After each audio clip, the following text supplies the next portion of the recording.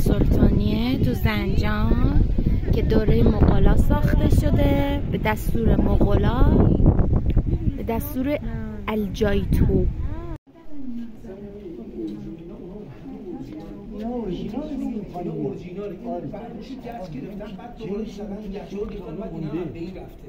مثلا این بالا رو می‌بینی؟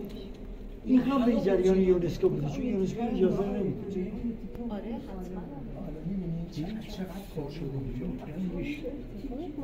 خیلی سریع بریم با هم غار کتل خور زنجان رو برگردیم. ورود به غار کتل خور یکی از دیدنی ترین جاذبه‌های گردشگری استان زنجان غار آهکی خیلی خوشگل به اسم غار کتل خور. این غار که یکی از اعجاب آورترین غارهای جهان محسوب میشه توی شهرستان خدابنده قرار گرفته. کتل خور به لحاظ وسعت و تنوع قندیل‌ها یکی از غارهای منحصر به فرد دنیاست. حالا چرا اسمش کتل خوره؟ به خاطر اینکه خورشید از پشتش طلوع میکنه و به جای کتله خورشید بهش میگن کتله خور.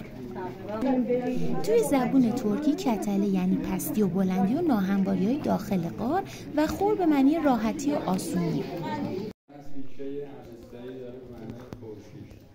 تپه خورشید مفهوم میده و اینکه ورودی اولیه غار به صورت سینه‌خیزی بوده به طول 700 متر. در حالت کلی سینه‌خیز میرفتن بعدا خاک‌بندی شده.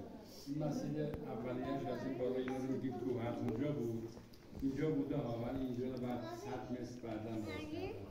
اینجوریه، یه جا بازه، یه جا سینه‌خیز، یه جا پا موقعیه تا 700 متر خاک برداری شده. از لحاظ وسعت و زیبایی دانشمندان زمین‌شناسی از 28 کشور نظر دادن که اولین غار دنیا هستش. مربوط به دوران سوم زمین‌شناسی، سازند اولیگومیوسه از نصفه های دوران سوم به این وره 35 میلیون سال قدمت داره.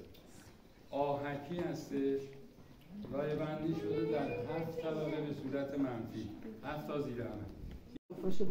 در مورد جونورایی که توی غار هستن میتونیم بگیم که فقط خفاش اونجا زندگی میکنه، به خاطر اینکه تغذیه و نور کافی داخل غار نیست و حیوانای دیگه نمیتونن اونجا زندگی کنن.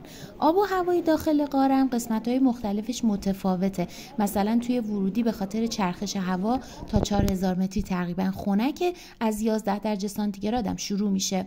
توی قسمت‌های داخلی تر رطوبت هوا به 90% هم میرسه.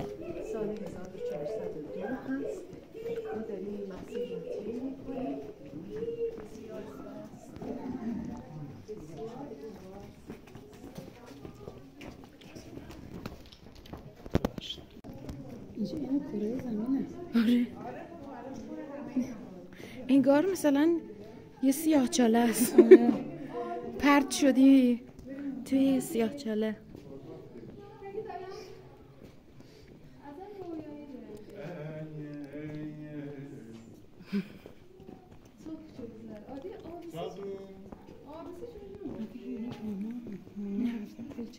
آره.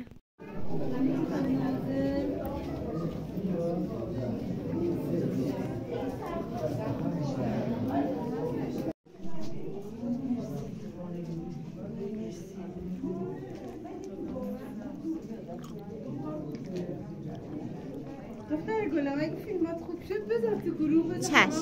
چشم. باشه چشم حتما. مواظب باش. دوربینت هم خوبه.